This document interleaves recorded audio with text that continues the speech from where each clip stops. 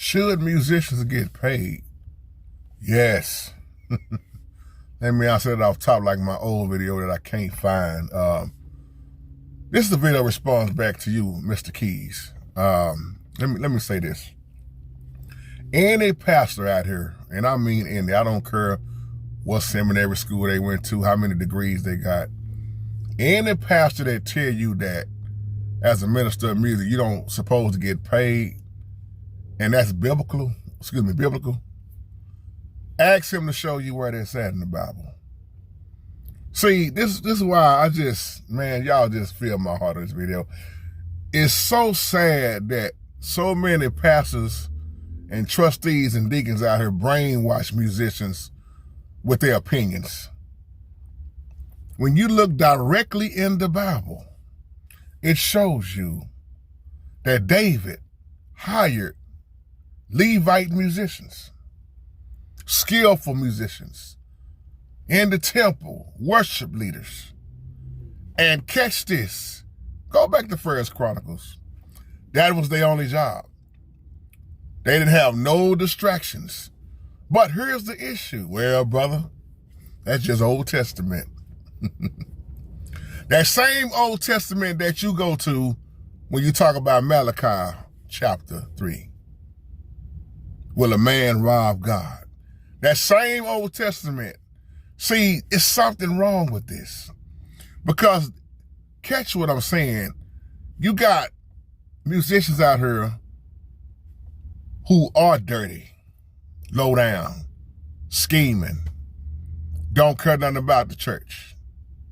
But then you have humble, anointed musicians, and 9 times out of 10, they're the ones that get overlooked. A lot of churches have, I like to call it a demonic type of musician. And the humble one is the one that's always on time, putting in the work, care about souls, not just the music. But the problem that comes into play, you got too many pastors that are minister of music, that they want to run the pulpit and the praise team. That's the issue. Now, when you talk about, biblically speaking, a servant is where there is hire. Should a pastor get treated like they supposed to be, deserving a double honor? However you decide to bless that pastor, yes. But should a pastor be like these prosperity preachers and rob the church? No. See, biblically speaking, if you study the word, Paul said, I'm a tent maker. So Paul was a tent maker, but check this out. But Paul also did accept gifts, but he also did reject certain ones because they had started spreading lies, talking about Paul was preaching for free. Paul was charging for the gospel, And that's why he told certain ones, I don't want nothing from you. Y'all lying on me. It's all in scripture. They was lying, talking about he was preaching for the word, and all they was doing was blessing Paul. But that's why he said, I make tents. I'm a tent maker. Now, when it comes to a pastor, that's you're going to decide that with what it's.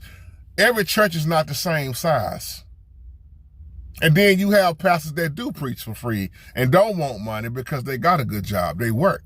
But to sit up and say a pastor shouldn't get blessed, that's not rightly dividing the word. I've heard preachers say, oh man, you shouldn't accept nothing from the congregation. And that be the one that's humble, that's not even begging for money, but you'll give the prosperity preacher all that money year after year. But the one that's really laboring, notice the Bible say those that's laboring in the word and sound doctrine, that's who deserve double honor. Why is all these prosperity preachers getting all the money? Because folks is blind. Should a musician get paid? Biblically speaking, yes. You know, Asaph, when you start talking about in the old covenant, look at David. David was a musician. David could write poetry. David hired in skillful ones. Look at somebody in the Bible like Asaph. Skillful.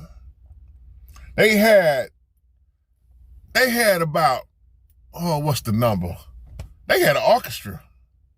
And it was so huge that they had to divide it into 24 groups. 12, and 12. Now that sounds like an orchestra. I'm just talking about leaders right now. They all had leaders. Somebody had to lead, somebody had to follow. And they couldn't be playing around. You already know, when you start talking about the ark and you start talking about the temple, things had to be on point. Not like a lot of this mess you see nowadays. Nowadays, man, people are hiring any kind of musician, man, just to have something.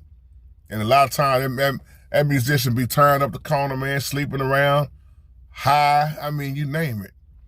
But when you do things the right way, go back to 1 Chronicles, what is that, chapter 15, I believe. I'm looking at your email there, making sure I covered everything.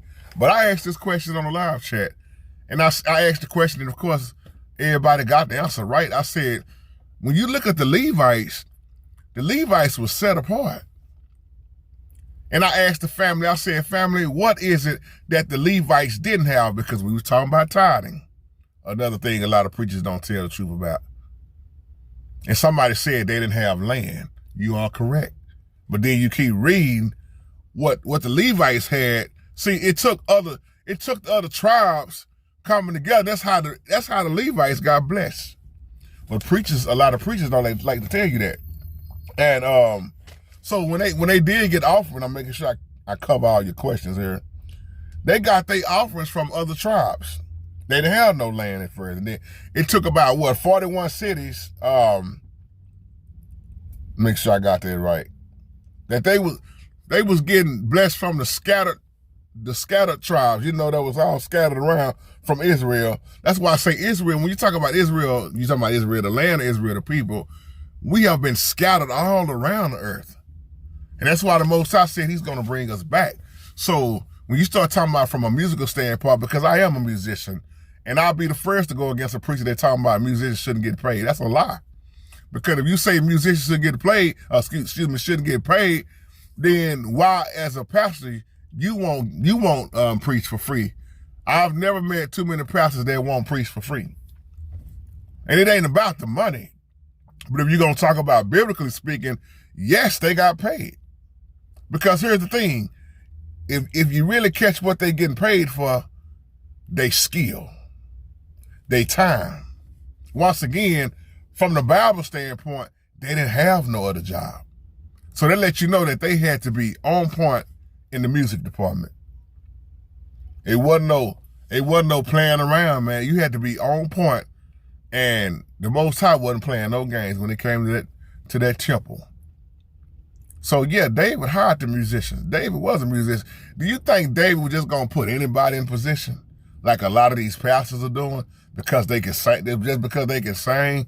Now the question was too is, how was they living? Especially in the old covenant. But see, that's these pastors out here that keep talking about the Old Testament is over and done with. See, I was brainwashed with that mess. Boy, the Bible say do it for free. That's because I wasn't studying it for the Bible. It say do it for free. Your skill. But see, every musician is not skillful the same way. You got a lot of musicians out here that really done call themselves to be a minister of music, just like with pastors. But it was skill. That's why you see these videos when people post these videos about this topic, what do you see them say? Anybody can get up and be an usher. It don't take a whole skill to open the door and greet people. And that's not to down the usher. Yes, the usher is important. Doorkeepers are important. Everything is important. But when it came to biblically speaking about financially, the musicians got paid for their skill. Now you got pastors out here who will rob you for your skill. Just shout out to my man JP. We just got through talking. It's funny you asked this question. Me and JP just got through talking about this just only yesterday on the phone. Shout out to you, Pastor JP. That's why he said I don't have no problem with paying a musician. My problem is when the musicians want to do the church wrong and rob the church for money. Because every church may be, different financially. They are different. This church here may only can seat about 200. And on a good day, just say maybe 80 people show up. Or maybe it's a church that only can hold, its only attendance is maybe 50. And you got a musician talking about, man, I need to be getting at least $1,000 a Sunday.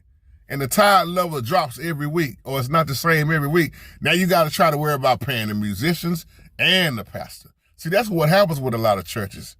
And then you sit up here trying to get these loans and these grants and stuff, and it don't add up it on paper, because you can't show on paper how you helping the community. All you can show on paper is, man, the musician is getting the church for the money. Man, pastor making $900 a week. The minister of music making $700 a week.